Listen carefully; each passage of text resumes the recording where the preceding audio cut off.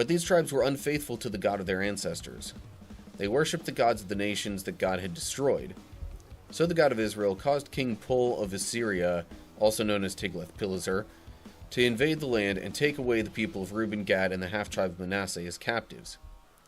The Assyrians exiled them to Hala, Habor, Hara, and the Gozan River, where they remain to this day.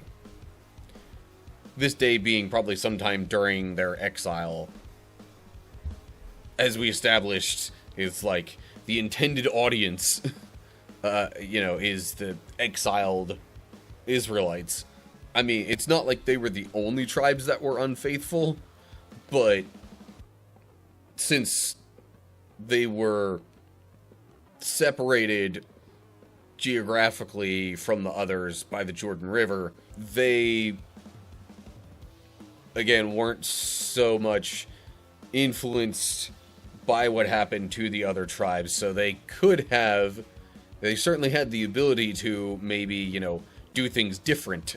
What's up, cool people? My name is Matt. Welcome back to our Bible study. Alright, so we are looking at 1 Chronicles chapter 5. So, thus far, it has pretty much been an extensive genealogy of the people of Israel. And unsurprisingly, we're continuing that. We're in the midst of going through the different tribes individually and their genealogies. But all this, I've been told, and now it sounds familiar once I heard it.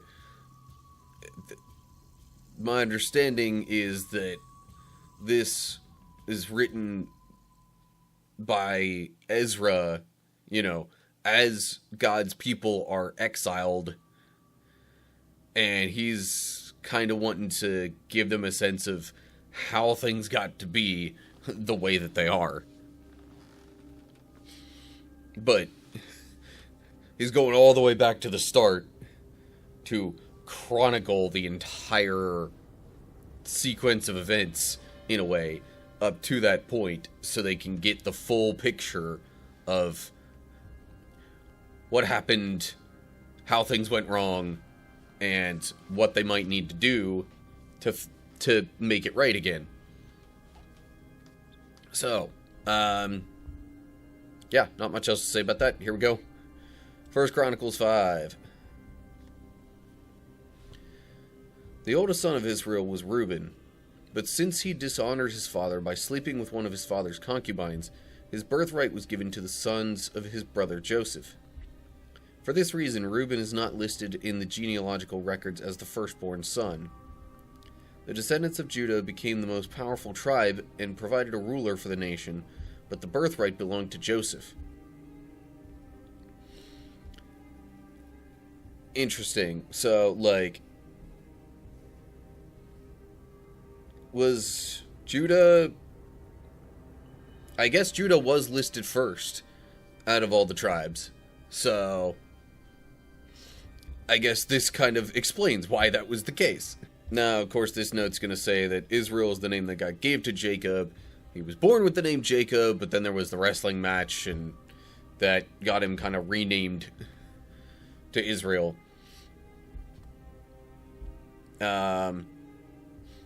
So because Reuben dishonored his father in this way, he's his birthright was given to another one of Jacob's sons, and there's the further disgrace of not being listed as the firstborn despite biologically being the firstborn.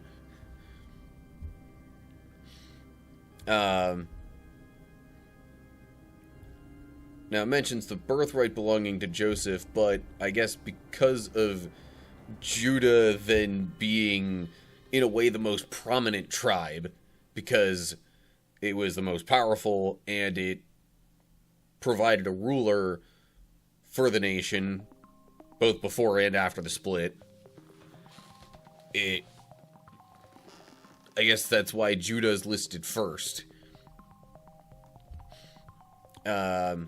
Also, note there, and from Judah came a prince. So it would read, the descendants of Judah became the most powerful tribe, and from Judah came a prince. But, like, same kind of idea. The prince is, really more accurately, the son of a ruler, which you could get into a whole theological tangent there about how God is truly supposed to be the king of Israel, and anyone that they had physically sitting on the throne was more of, you know, like they were just given responsibility over the nation by God. But, point being, these 3 verses are kind of an explanation, or 2 verses, kind of explain why the order of tribes flows the way that it does through this genealogy. So, for more about Reuben, now we continue on with verse 3. The sons of Reuben, the oldest son of Israel, were Hanok, Palu, Hezron, and Carmi. The descendants of Joel were Shemaiah, Gog, Shimei, Micah, Reiah, Baal, and Bera. Bera was the leader of the Reubenites when they were taken into captivity by King Tiglath-Pileser of Assyria. Bera's relatives are listed in their genealogical records by their clans. Jael, their leader, Zechariah, and Bilhah, son of Azaz, son of Shema, son of Joel. The Reubenites lived in the area that stretches from Aroer to Nebo and Baal-Meon. And since they had so many livestock in the land of Gilead, they spread east toward the edge of the desert that stretches to the Euphrates River. During the reign of Saul, the Reubenites defeated the Hagrites in battle. Then they moved into the Hagrite settlements all along the eastern edge of Gilead. Okay, so there's more the genealogy of that tribe in particular. Now, it mentions the descendants of Joel here, but, like, Joel wasn't mentioned earlier, so where's the connecting line? Now, Hanok. No, I'm trying to connect the dots between, you know, like, where this is going. Because it's like, okay, what was Joel to Reuben? Or, I mean, it mentions Bera, and Joel being one of the clans. But that's another thing that could have maybe complicated this a little bit, is like trying to break down all the individual clans, you know, that were their own subsets of each tribe. So if you're trying to follow that along, then it, like, splits up, or, yeah, kind of divides the genealogy even further. And so it's not necessarily just a straight line through the entire, you know, ancestry that's being listed here. Note there, Hebrew has Tiglath-Pileser variant spelling, but this is how it was spelled back in 2 Kings. So, I think it's safe to say that that's probably, you know, the same person. Because that's who was ruling over Assyria when most of the tribes of Israel were taken into captivity by them. You know, save for Judah, who got conquered later by Babylon.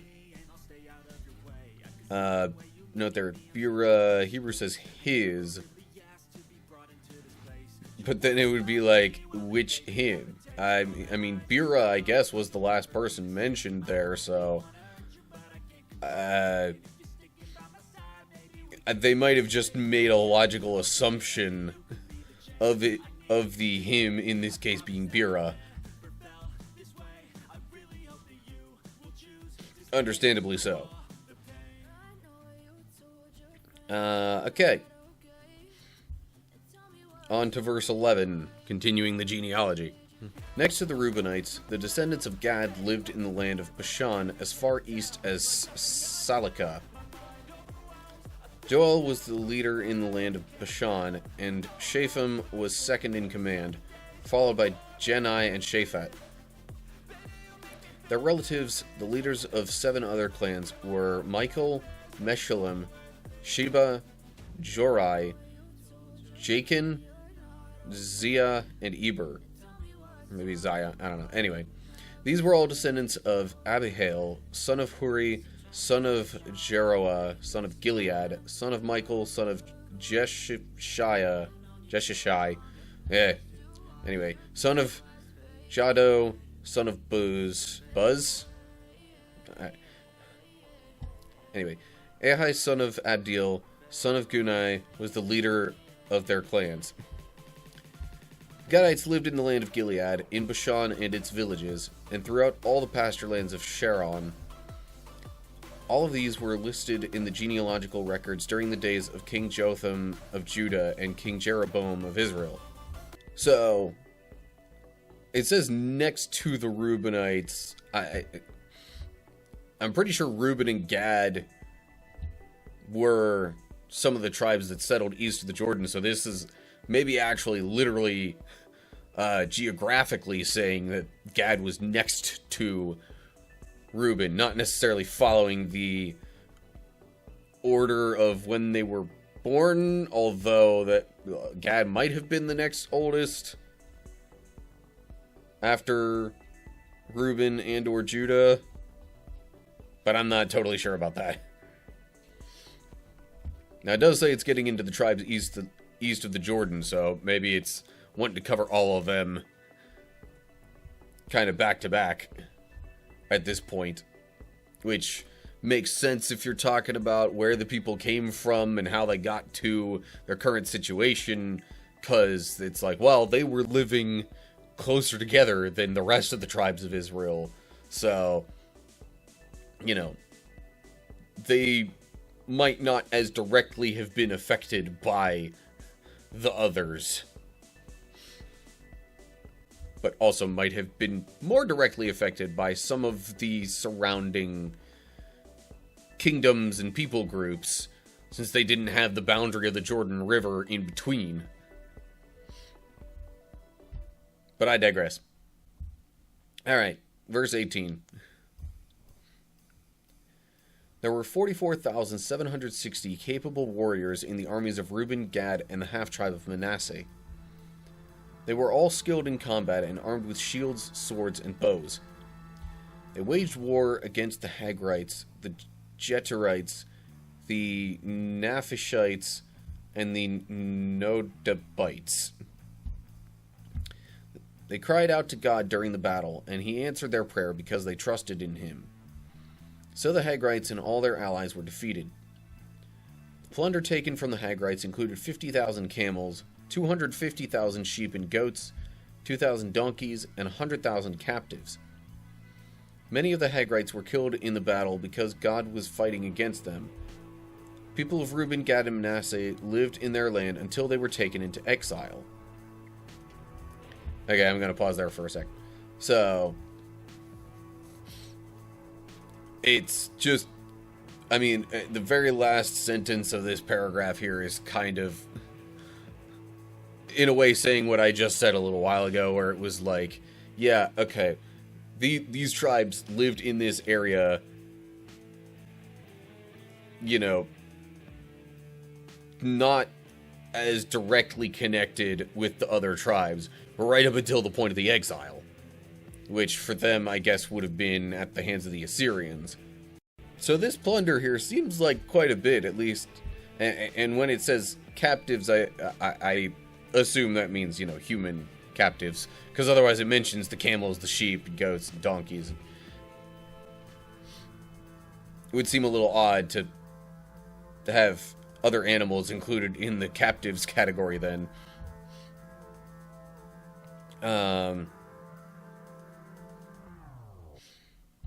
So, yeah, they had their area east of the Jordan. Of course, I motion like this, and that all looks the opposite direction to anybody viewing, which makes it look like I'm motioning to the west. This would be my right, which is usually east on a map. And then speaking of the half-tribe of Manasseh, I guess it talks a little bit more about that as we continue here in verse 23.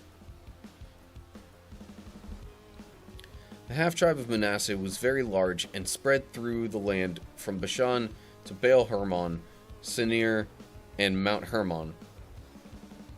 These were the leaders of their clans: Epher, Ishai, Eliel, Azrael, Jeremiah, Hodaviah, and Jadiel.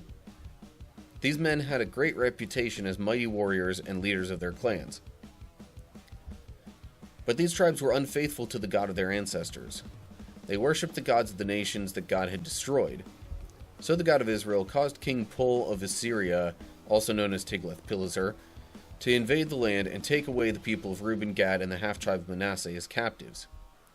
The Assyrians exiled them to Hala, Habor, Hara, and the Gozan River, where they remain to this day.